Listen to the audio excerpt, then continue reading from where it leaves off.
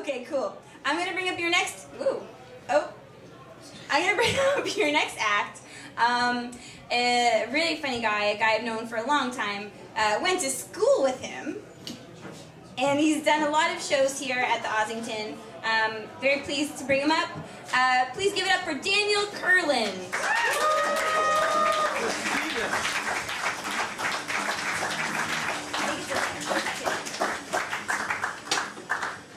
Hello everyone, how's everyone doing? The internet's a pretty weird thing, eh? I was on the internet the other day and trying to get stuff done, but pop-up ads, they stop you from doing everything, don't they? I've been seeing a bunch for Ashley Madison, which show up on your computer if you look at a lot of pornography. And they're an escort service, Ashley Madison. And the slogan they have on their ads is, "Life is short, have an affair." Life is short, have an affair. That's the greatest slogan in the world, because it's really just saying, come on, you know you want to cheat on your spouse? Or like, hey man, why not try murder? You're not getting any younger. It's ridiculous. And another thing they have in this ad is 100% affair guarantee they promise, which means the same thing as 100% guarantee, but they need to throw the word affair in there one more time just to remind you that you're committing adultery, but that it's really cool. So if you're going to have an affair, do it with Ashley Madison, is what I'm trying to say to you. But on the internet, I also end up on Wikipedia, as I'm sure most of you do, and one of the main articles on Wikipedia the other day was on the Ides of March. And for those of you that don't know, Wikipedia defines the Ides of March as the anniversary of the assassination of Julius Caesar by the conspirators Brutus, Cassius, Casca, and others.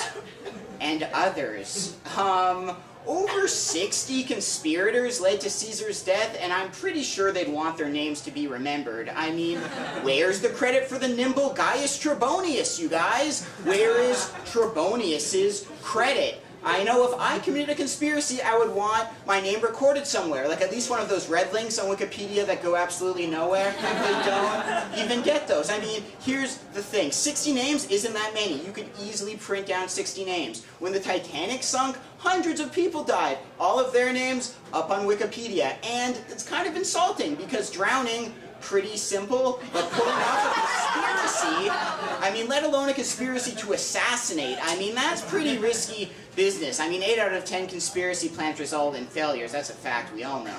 But, and additionally, I'm sure when the captain of the Titanic said A2 iceberg, it didn't have the same emotional impact.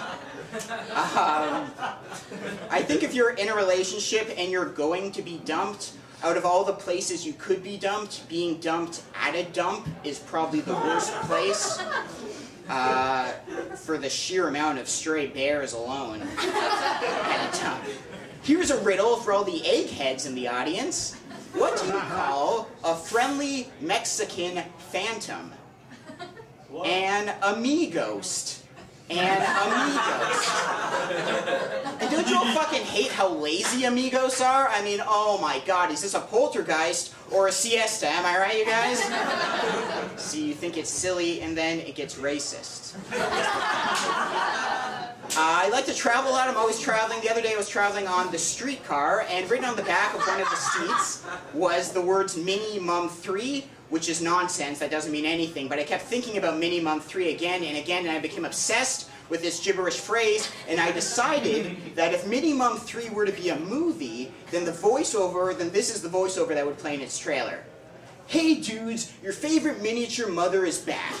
And this time, 3 really is a crowd, when Mini Mum is forced to live with Puny Pop, the very man who mini-raped her. See, it's a crossover with the Puny Pop film series. The Puny Pop films are not only hilarious, but also something I just created for the purpose of this joke. When you travel places, though, they have a lot of things to try and lure you there, to try and keep you there. Theme parks, for instance. And theme parks are something I like in theory, but ultimately hate, because the theme they always focus on is the theme of fun, which in the end isn't even a theme at all. It's more of a mood. And they're just squandering the fact that they're in the theme park business. I mean, there are so many themes, but it's not as if there's a love conquers all theme, or a crime doesn't pay theme park, or a societal influences determine an individual's final destiny theme park. These theme parks don't exist, you guys. But what they do is they have some artifact of pop culture culture they focus on, like a Lego theme park or a Harry Potter theme park, but any English teacher is going to give you an F if you tell them that your theme is Lego or Warner Brothers. And it's dumb, too, to focus on all this fun. I mean, if we were looking for fun, then we'd go to an amusement park. They're the same thing. Japan has a lot of fun theme parks, though. Japan is a great place. Has anyone been to Japan before? Oh my god, right? Such a fascinating culture, a great lineage steeped in everything. That being said, don't you hate it when you go to use the soiled panties vending machines, and then they get stuck on the way down and eat up all your yen, and you just know the next rich businessman is going to get 2 pairs of panties and not question it? Japan is ahead of us in so many ways, but they are behind of us in so many ways. Did you know that the word tomatoes is short for too many potatoes? That's how that got started.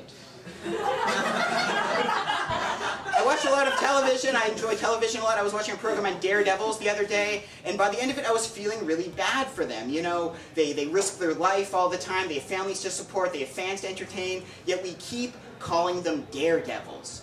Daredevils. You know, a devil is a term for the worst monsters in hell. The dregs of society are called devils, and we're viciously calling this to people as they try and give us joy. I mean, you don't go to a concert and then yell at the performers that they're a murderer or a bestiality-ophile, do you? No. So would it be that terrible for one day, for 24 hours, to try calling these guys dare angels? I mean, think how cool that would be. Some guy driving a motorcycle over a cliff wearing big angel wings? That'd be cool as fuck. Someone would be like, is that a giant swan trying to drive a motorcycle over a cliff? And you'd say, what are you, an idiot? A swan? Why would it? No, that is a dare angel. Don't you know anything, idiot? I'll leave you with one more riddle, everyone. What do you call a mushroom that goes into a bar and buys everyone drinks? A fun guy. Now, what do you call an eggplant that sleeps with your girlfriend? A cunt.